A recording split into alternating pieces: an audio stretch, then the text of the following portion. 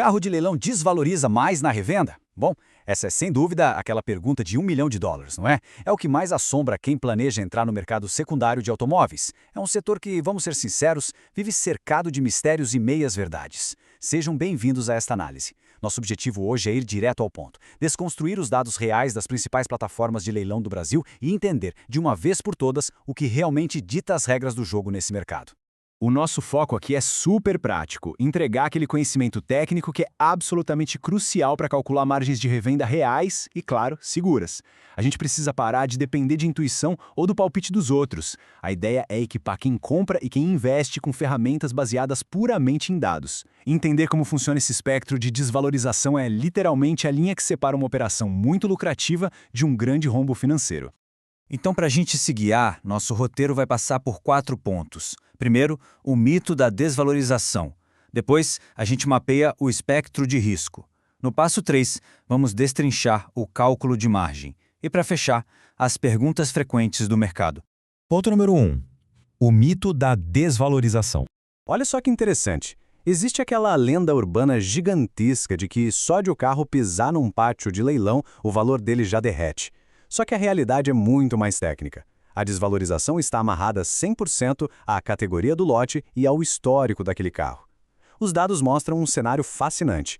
Carros arrematados com a documentação perfeitinha, sem nenhum histórico de batida, desvalorizam na mesma exata proporção que um veículo do mercado convencional.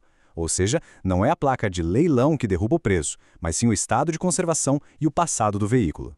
Beleza, entrando agora na parte 2, o espectro de risco.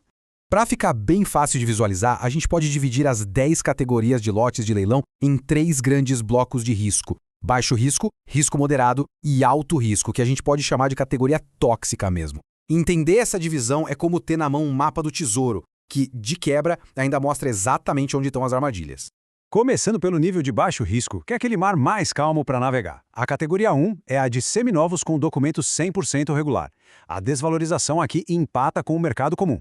Plataformas como a Ramires Leilões focam muito nesses lotes, entregando laudo e segurança. Aí temos a categoria 2, que são as frotas corporativas, super famosas no Freitas Leiloeiro. Como essas frotas geralmente seguem cronogramas rígidos de manutenção preventiva, a desvalorização é bem baixa, variando entre 5% e 10% a mais que o mercado. A categoria 3 traz os carros de banco, da Lupe e Milan, que têm um comportamento super previsível. E a categoria 4 tem os carros judiciais regularizados, que a Superbid opera bastante e que oferecem uma segurança operacional altíssima.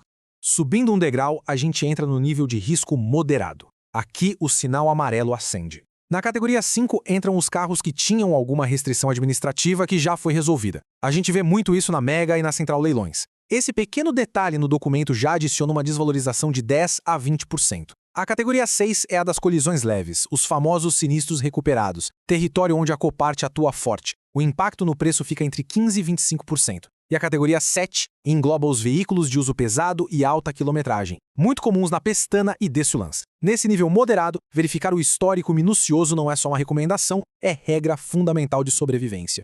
E aí, finalmente a gente chega no nível de alto risco. Categoria 8 é alerta vermelho total. Veículos com sinistro grave e recuperação estrutural severa, um nicho bem complexo também presente na Copart. A categoria 9 é o que a gente chama de sucata aproveitável. São lotes da Ramires, Copart e Superbid que não servem para voltar para a rua, mas valem ouro no desmonte e na venda de peças. Mas o perigo real, a zona de perigo absoluta, é a categoria 10, carros com documentação incompleta ou pendente.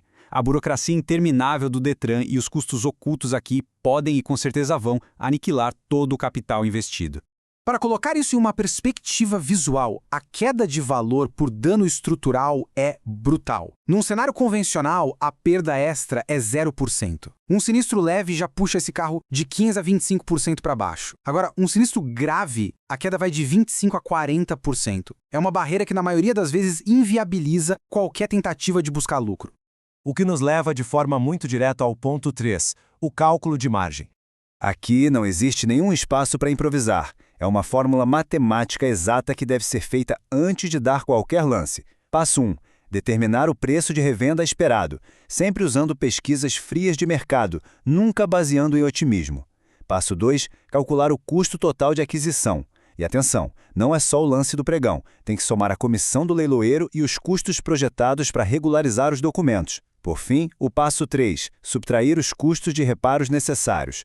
Só depois de passar por essas 3 etapas é que o verdadeiro potencial de lucro se revela. Um detalhe crucial que muda totalmente o jogo é a taxa administrativa. Esse número aqui, 5%, representa a comissão média cobrada por plataformas eficientes como a Ramires Leilões. Se a gente lembrar que a média do mercado varia entre 7% e 8%, operar com uma taxa de 5% blinda a margem de um jeito muito mais eficaz. Em negociações maiores, essa diferença percentual já vira dinheiro garantido no bolso logo no momento da compra. Por isso que essa frase ressoa com tanta força entre os profissionais. Quanto mais informação disponível antes do arremate, mais preciso é o cálculo. Operar no escuro é simplesmente apostar.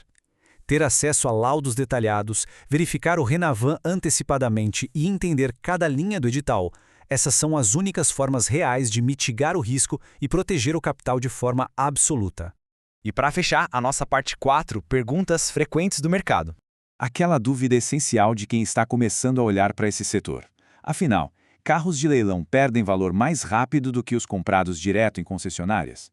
A resposta fundamentada pelos dados é não necessariamente. A origem do leilão não é a causadora da desvalorização extra. O que derruba o preço é exclusivamente o histórico. Uma batida anterior, uma restrição burocrática ou um documento incompleto, esses são os verdadeiros culpados. Se a documentação estiver intacta e sem sinistros, o veículo desvaloriza no mesmíssimo ritmo do mercado tradicional. Outra questão super estratégica. No fim das contas, realmente vale a pena comprar veículos sinistrados com o intuito de revender? Olha, depende totalmente da gravidade. Sinistros leves podem sim ser opções viáveis, desde que o plano de negócio comporte uma margem de lucro mais apertada. Mas os sinistros graves são uma história bem diferente. Além de sofrerem uma queda brutal de 25% a 40% no valor, eles têm um problema gigante de liquidez. O consumidor final foge de batida estrutural severa, então o processo de revenda fica muito menos lucrativo e infinitamente mais lento.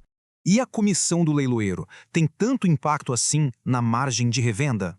Afeta absolutamente tudo. A comissão não é um detalhe, ela é parte inseparável do custo total de aquisição. Os custos de entrada precisam ser controlados sem piedade. É exatamente por isso que plataformas com taxas menores apresentam uma vantagem matemática inegável, facilitando muito o fechamento de uma conta positiva lá na frente. No mercado secundário, o conhecimento prévio não é só uma vantagem teórica, ele é literalmente o maior desconto financeiro que existe. Ler o edital e dominar a pesquisa antecipada é o que constrói os resultados positivos. E aí fica o questionamento para a nossa reflexão final. O que será que as entrelinhas do próximo edital vão revelar para quem estiver com a real preparação para ler?